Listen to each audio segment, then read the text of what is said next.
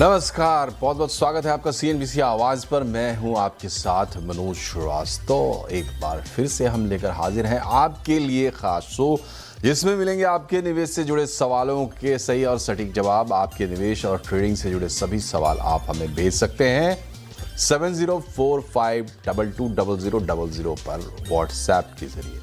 आपका पसंदीदा show Facebook और एक्स पर भी लाइव है, आप वहां पर भी हमें सवाल भेज सकते हैं। शो के दौरान सोशल मीडिया पर आपके भेजे गए सवालों पर हमारे एक्सपर्ट लाइव जवाब देंगे। और सबसे पहले मिलवाते हैं आज के हमारे मेहमान से। प्रॉफिट मार्ट सिक्योरिटीज के रिसर्च हेड आशीष बहेती साहब हमारे साथ है। आशीष जी, बहुत बहुत स्वागत है आपका सीएनबीसी आवाज पर। मनोज जी। तो सबसे पहले कर लेते हैं आज के बाजार की बात। ईरान से आई बुरी खबर और बाजार सेंसेक्स वीकली एक्सपायरी के दिन उतार चढ़ाव का हो गया शिकार।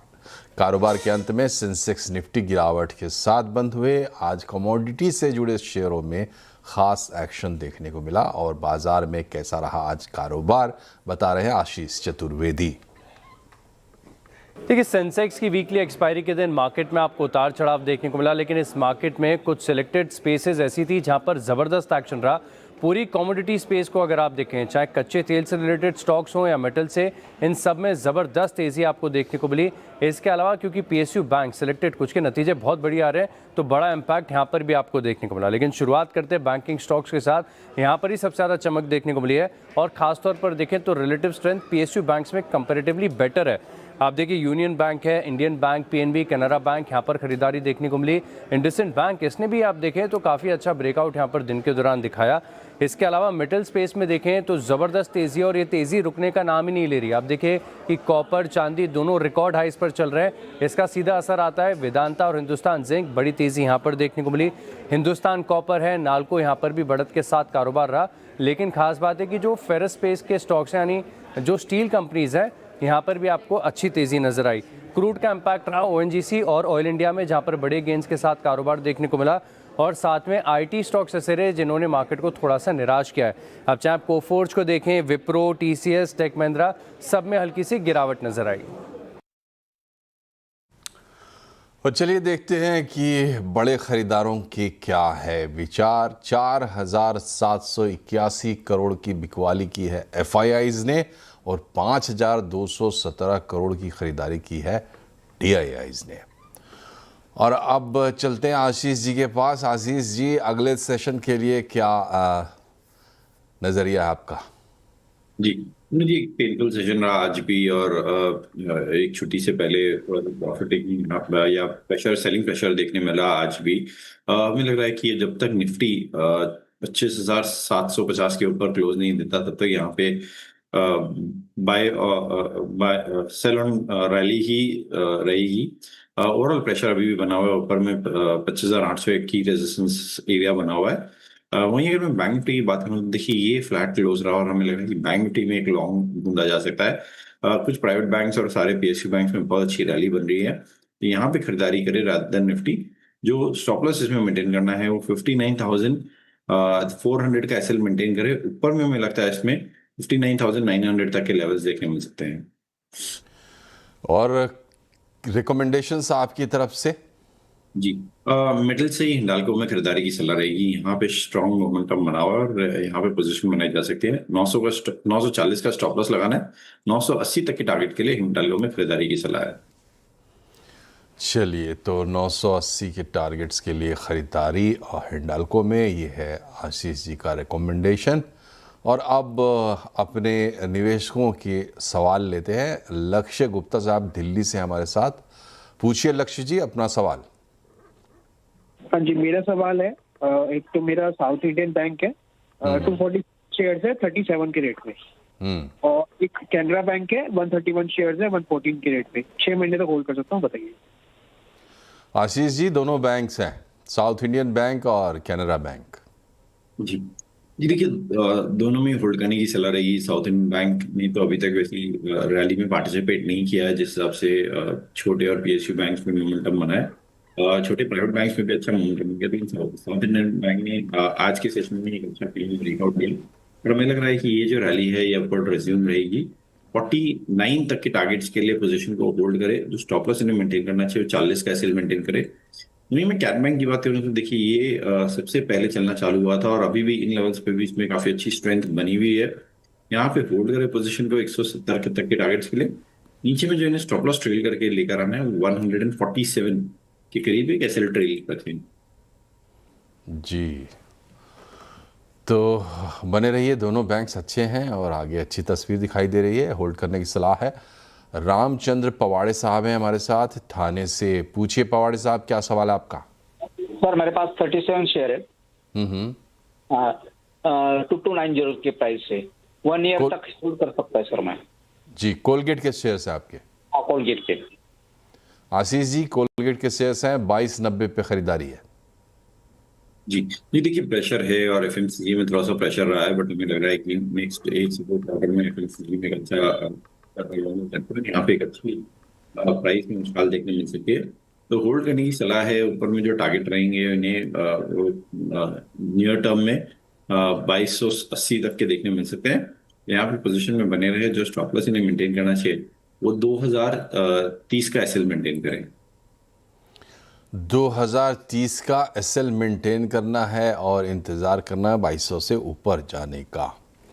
अगले कॉलर हमारे साथ है नवरत्न एस ढींगरा साहब, ये भी थाने से हैं। ढींगरा साहब, पूछिए अपना सवाल। हाँ जी सर, मेरे पास 200 शेयर हैं जिंदल सा के। 217 की मेरी खरीदी है और 100 शेयर हैं LIC हाउसिंग के, 615 में लिए हुए हैं। 6 महीने 8 महीने तक मैं होल्ड कर सकता हूँ। जी, आशीष जी।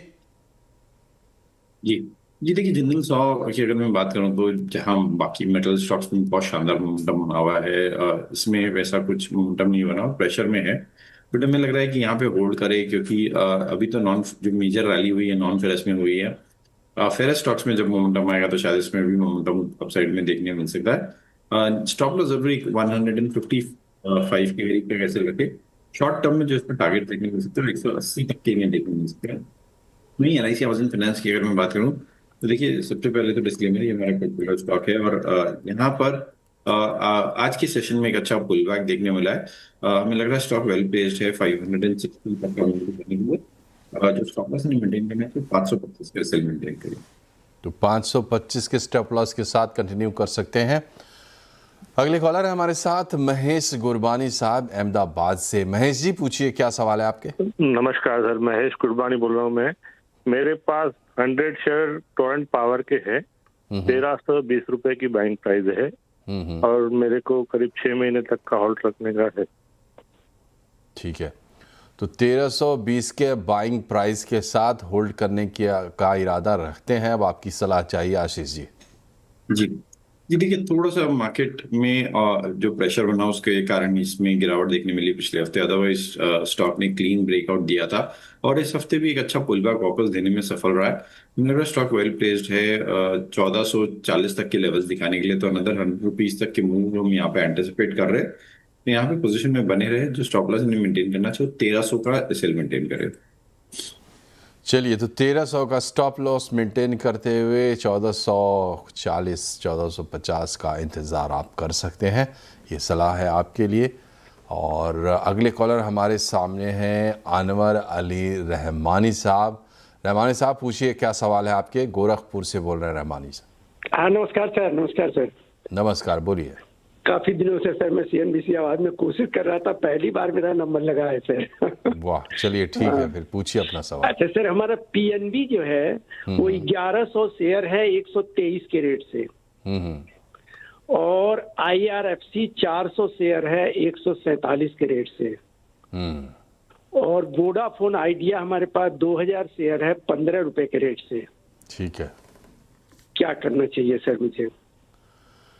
तो 3 शेयर्स इन्होंने बता दिए हैं। अब आप देख लीजिए आशीष जी, PNB, IRFC और वोडाफोन। जी देखिए, पहले तो PNB पे डिस्कस कर लेते हैं। शानदार मोमेंटम में है, स्टॉक वेल प्लेस्ड है, एक फ्रेश ब्रेकआउट देकर चलने के लिए स्टॉक सरपास कर सकता है इस बार की रैली में। जो 2024 के हाइस थे 137 तक के जो हाइस थे, स्टॉक वेल प्लेस्ड है, उसको सरपास करके निकल जाने के लिए यहाँ पे होल्ड करे पोजीशन को। जो स्टॉप लॉस इन्हें रखना चाहिए अपने कॉस्ट के आसपास में ट्रेल करके ले आए। कि अगर मार्केट गिरता भी है तो इनके लॉस नहीं हो रहा है इस पोजीशन में।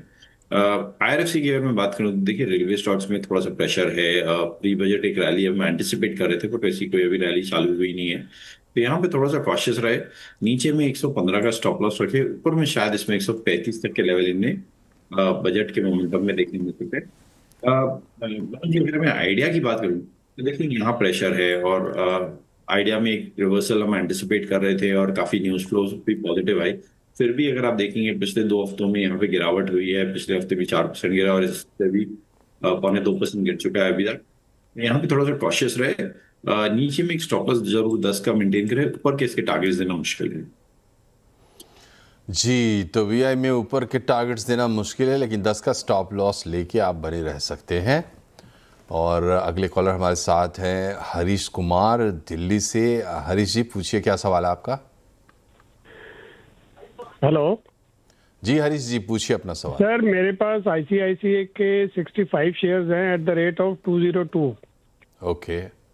और मैं काफी लंबे समय से इसको होल्ड कर रहा हूँ। अभी अच्छा प्राइस पे है। अब मैं इसको और ज्यादा और भी होल्ड कर सकता हूँ। क्या मैं इसको बेचूं या प्रॉफिट कुछ बुक कर लूँ?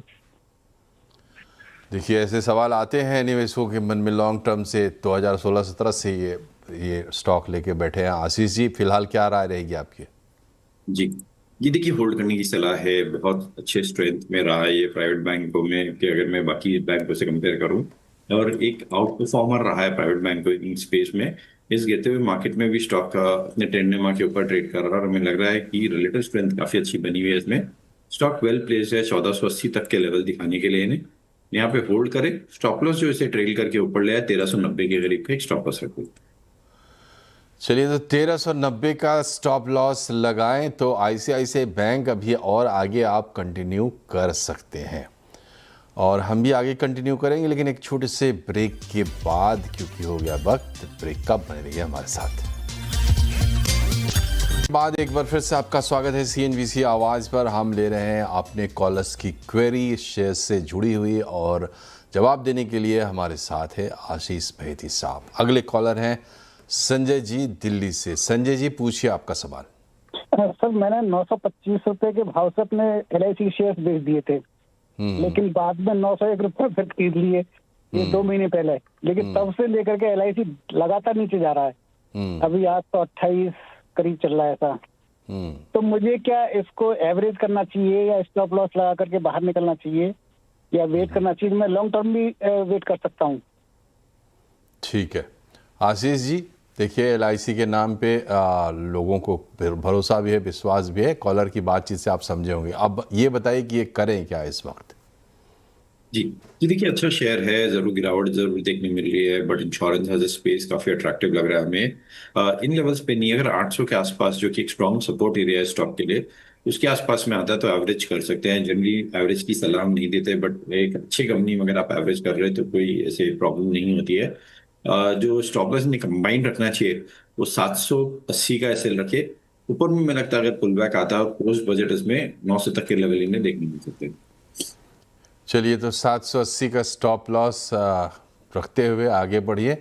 और स्टॉप लॉस वो सबसे इम्पॉर्टेंट चीज़ है जिस पे ध्यान रखने की बात है, और अक्सर लोग ये भूल जाते हैं। बहरहाल हम बढ़ते हैं। हमारे अगर एक कॉलर हैं मेरठ से SP सिंह साहब। सिंह साहब, पूछिए क्या सवाल है आपका? जी, मैं 2 शेयर के बारे में जानना चाह रहा हूँ। पहला वोल्टास लिमिटेड है, दूसरा इमामी लिमिटेड है। वोल्टास के 100 शेयर है मेरे पास, एवरेज प्राइस 1745 रुपए की। ठीक है। और इमामी की मेरी एवरेज प्राइस है 640 रुपए की। तो मैं जानना, 1 साल का मेरा नजरिया है, 1 साल होल्ड कर सकता हूँ क्या? ये मेरा प्राइस कभी आएगा क्या 1 साल में? वोल्टास और इमामी 2 के बारे में सवाल है आशीष जी। ये देखिए, वोल्टास में तो बने रहने की सलाह है। यहाँ पे हमने देखा है कि AC मैन्युफैक्चरिंग और इस स्पेस की कंपनियों में एक अच्छा पुल बैक देखने मिला है, और शायद ये पुल बैक या मोमेंटम कंटिन्यू रह सकता है। ऊपर में इसमें 1550 तक के लेवल्स देखने मिल सकते हैं, तो होल्ड करें इस पोजीशन को। नीचे में 1400 का एक स्टॉप लॉस रखे। दूसरा जो स्टॉक इन्होंने बताया इमामी लिमिटेड, देखिए यहाँ प्रेशर काफी बना हुआ है, और स्टॉक एक अहम क्रूशियल सपोर्ट जोन के पास है, जो कि नवंबर में भी 500 पे ही एक सपोर्ट लेके बाउंस दिया था। बट अगर ये टूटता है तो शायद इसमें 460 तक के भी जोन इन्हें देखने मिल सकते हैं। तो यहाँ पे होल्ड करें, लेकिन 590 का एक स्ट्रिक्ट स्टॉप लॉस जरूर मेंटेन करें। चलिए, तो स्टॉप लॉस के साथ बने रहिए। और अगला जो सवाल है हमारे पास मैसेज के थ्रू आया है आशीष जी, अशोक कुमार जी का सवाल है नोएडा से, और इनके पास है ट्राइडेंट के 1330 शेयर जो इन्होंने 39 रुपीज़ के भाव पर लिए थे, और अब पूछ रहे हैं व्हाट टू डू। जी देखिए, प्रेशर है ट्राइडेंट में और पिछले 3 हफ्तों से कंटिन्यूसली इसमें गिरावट देखने मिल रही है। यहाँ पे थोड़ा सा कॉशियस रहने की जरूरत है। अगर ये 2450 के नीचे स्लिप करता है, यहाँ पे प्रेशर और भी बढ़ता हुआ देखने मिल सकता है। तो नीचे में 2450 का एक स्टॉप लॉस बने रह सकते हैं।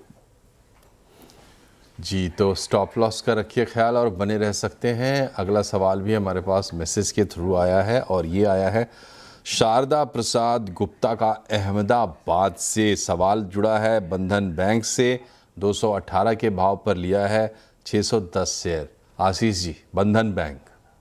जी देखिए, प्रेशर है इस बैंक में, और सलाह ये रहेगी कि कोई पुल बैक आता है और ये स्टॉक शायद 160 के आसपास में कहीं आता है पुल बैक में, तो इसमें से एग्जिट करना है। 160 तो एक स्ट्रॉन्ग रेजिस्टेंस एरिया है इसमें। काफी बार देखा है कि 160 के आसपास में आके यहाँ पे और सेलिंग प्रेशर बढ़ते हुए देखने मिलती है। स्टॉप लॉस 140 का होल्ड करें, 140 का लगाए और पुल बैक में एग्जिट करने की।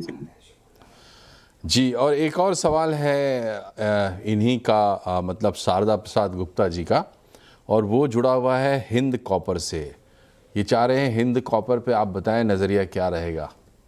जी ये देखिए, वन वे रैली देखने मिली है हिंद कॉपर में। अगर थोड़ा सा मैं लंबी अवधि का चार्ट देखूं तो अप्रैल में ये स्टॉक ऑलमोस्ट 200 से नीचे था, और आज ऑलमोस्ट 600 के आसपास है। तो लेवल से एक बहुत शानदार रैली देखने मिली है, और ऑलमोस्ट 200% तक का वर्टिकल मूव देखने मिला है। बट मेटल की रैली ऐसी रहती है, लेकिन इसमें कैसा है कि अगर कॉपर में थोड़ा सा भी करेक्शन आया है या थोड़ा भी कूल ऑफ हुआ तो यहाँ पे करेक्शन देखने मिल सकता है। लेकिन स्टॉक ये तो बने हुए लेवल्स पे फ्रेश लॉन्ग करने की सलाह नहीं है कॉपर में। जो स्टॉप लॉस इन्हें ट्रेल करना चाहिए वो 530 का एसएल ट्रेल करके रखें। तो 530 का स्टॉप लॉस ध्यान में रखिए। और अगला सवाल भी हमारे पास मैसेज के जरिए आया है, मेरठ से ही आया है, और ये है प्रफुल्ल का सवाल। इनका सवाल है टाटा टेक्नोलॉजीज से जुड़ा हुआ, जो कि इन्होंने लिया है लॉन्ग टर्म के लिए। 700 शेयर लिए, 50 शेयर लिए हैं 700 के भाव पर, 646 अभी चल रहा है। तो जाहिर है मन में आशंका उठती है। आशीष जी, क्या करना चाहिए? जी ये देखिए, होल्ड करे टाटा टेक्नोलॉजीज के शेयर को। यहाँ पे प्रेशर जरूर है मिड कैप में और स्पेसिफिकली टाटा में, लेकिन यहाँ पे जो इन्हें स्टॉप लॉस मेंटेन करना चाहिए और 730 का एसएल मेंटेन करे। तो पुल बैक में इन्हें 680 तक के लेवल देखने मिल सकते हैं। 680 तक के लेवल का इंतज़ार कर सकते हैं। संतोष साठे साहब पुणे से हैं, लेकिन इन्होंने अपना सवाल जो है वो एसएमएस के ज़रिए भेजा है। आइनॉक्स विंड को लेकर इनका सवाल है। 127 के भाव पर लिया था, 5500 शेयर्स हैं इनके पास। जी ये देखिए, प्रेशर है स्टॉक में, और जब से फंडों एंट्री हुई है तो और यहाँ पे प्रेशर बढ़ता हुआ देखने मिला है। हमारी सलाह रहेगी कोई पुल बैक आता है तो उसमें से एग्जिट करे। नीचे में एक जो स्टॉप लॉस इन्हें मेंटेन करना चाहिए 105 का एसएल मेंटेन करे। 105 का स्टॉप लॉस मेंटेन करे और थोड़ा पुल बैक का इंतज़ार करें। अगर मिलता है तो निकल जाए, नहीं तो 105 ट्रिगर हो ही जाएगा। अगला सवाल हमारे साथ है श्रेयस का नासिक से, और ये सवाल भी है हिंदुस्तान कॉपर पर 49 पे लिया था, लॉन्ग टर्म के लिए लिया था, अब क्या करें आशीष जी? जी अगर इन्होंने 49 पे लिया और इन कॉपर में बने हैं तो बहुत अच्छा शानदार प्रॉफिट इन्हें मिला है, और बहुत अच्छे से होल्ड किया है इन्होंने, स्टॉक में बने रहे। सिर्फ जो स्टॉप लॉस है उसे ट्रेल करके ऊपर में लिया है। सिंस अच्छे प्रॉफिट में है तो 550 के करीब पे एक स्टॉप लॉस अब इसमें मेंटेन करें। 550 का स्टॉप लॉस मेंटेन करें और बढ़ते रहें तो हो सकता है मुनाफा भी बढ़ता रहेगा। तो अब हो गया समय पूरा कार्यक्रम का, लेकिन एक औपचारिकता बाकी है। आशीष जी, ये बताइए कोई डिस्क्लेमर, कोई डिस्क्लोजर? जी इनमें से जितने स्टॉक्स हमने डिस्कस किए उसमें से LIC हाउसिंग फाइनेंस हमारे पोर्टफोलियो का स्टॉक है, बाकी किसी में हमारी कोई ट्रेडिंग पोजीशन नहीं। चलिए, बहुत बहुत शुक्रिया आपका आशीष जी, हमसे जुड़ने के लिए, हमारे सवालों के जवाब देने के लिए, हमारे दर्शकों के लिए मार्गदर्शन करने के लिए। तो कार्यक्रम में फिलहाल इतना है। CNBC आवाज़ पर खबरों का सिलसिला जारी रहेगा। नमस्कार।